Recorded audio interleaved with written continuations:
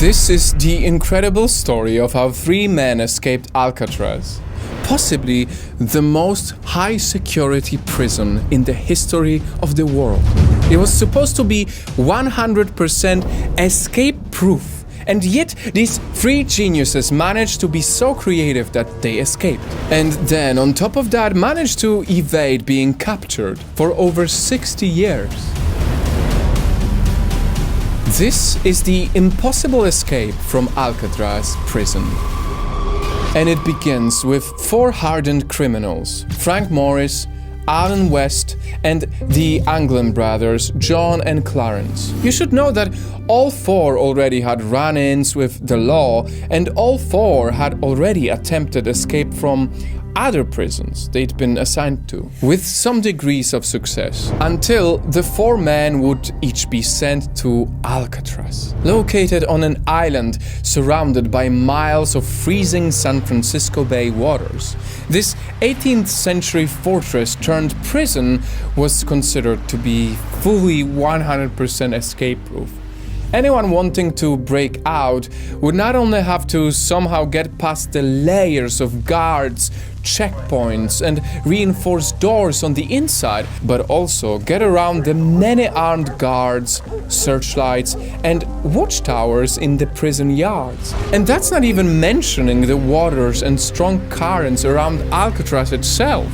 Over the years, there were 14 attempted escapes, and every one of them failed. But somehow, our 4 convicts believed escape was still possible. They were convinced there'd be that one successful attempt. And once they were all placed in cells in 1961, it didn't take long for their plan to kick off. The 4 men had 3 biggest obstacles to overcome.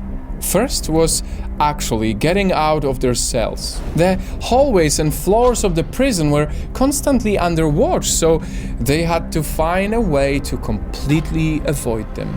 Second, they had to somehow get onto the shores of the bay without being spotted. As I said, the prison yard was always under high, heavy surveillance. And even if they got past all of this, how would they reach the other shore of the bay? I mean, they couldn't exactly swim across it. But as you'll see, these men found a way to overcome these obstacles in some extremely creative ways. It all began with Alan West. Now, Alan was part of the prison's maintenance, and he noticed one tiny crack in the prison's security. The ventilation. The cells housing the 4 inmates all had ventilation openings just under the sink.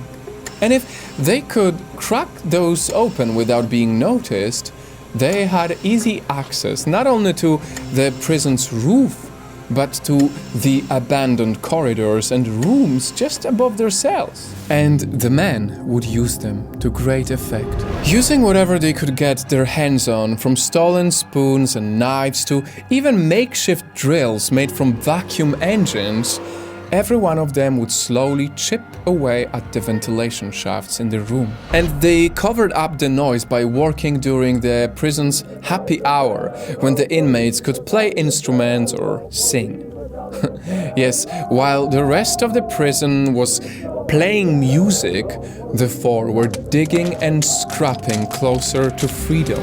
And this worked like a charm. All of a sudden, they had access to an entire abandoned floor. Not only could they access the roof of the prison without being noticed, but they had space to work and make many of the things required for escape. They even had a way of getting around the watchtowers and guards outside through a blind spot on the island's northern edge. Their first obstacle was cleared, but getting to the shore and crossing the bay was still a problem, obviously. Swimming across the bay was incredibly difficult and unlikely given the temperature and the currents, so they needed something to cross it on. Something like a boat, which they'd need to create themselves.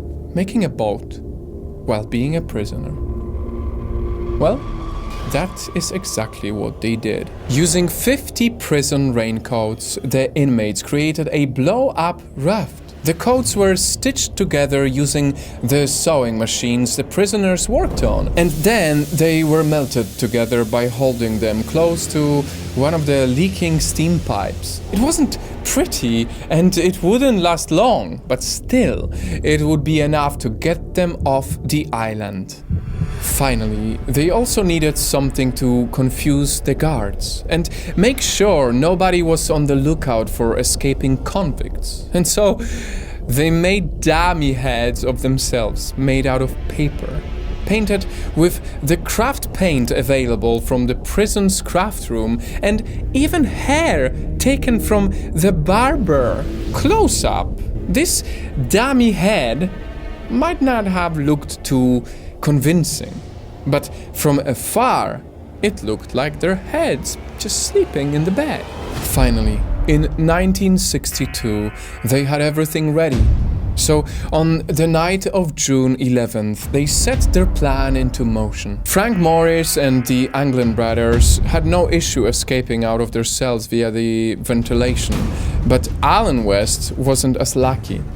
He'd patched up the hole in his cell to throw off the guards, but by now the concrete had set and he had no way of joining the others. The 3 other people, obviously, left him behind. They got to the top of the prison via their secret hideout, got down 15 meters long pipes that ran alongside the main building, and finally hopped over the 4-meter fence lining the whole island.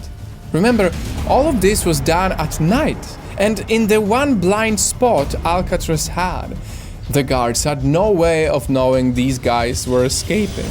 There on the shore, to bring even more creativity into this escape, they inflated their boat using a concertina, which is basically a small type of accordion, and then set sail to freedom. By now the guards had seen through their fake heads and they were on high alert, but it was already too late. The men had disappeared into the night. So, did they manage to get to freedom?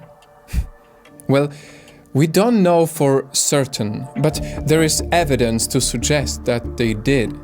Now, we've not heard anything about Frank Morris, but the Anglin brothers have not only been spotted in Brazil, their families also noted that their mother received cards and flowers signed by them for years. They were even suspected to be present at their parents' funerals in disguise. And in 2013, the FBI and San Francisco police allegedly received a letter from John Anglin confessing to his successful escape. I guess only time will tell what exactly happened to these clever criminals, or perhaps we may never know. For all we know, they could have continued enjoying their unearned freedom, just walking among us innocents, while enjoying their quiet lives as very old people.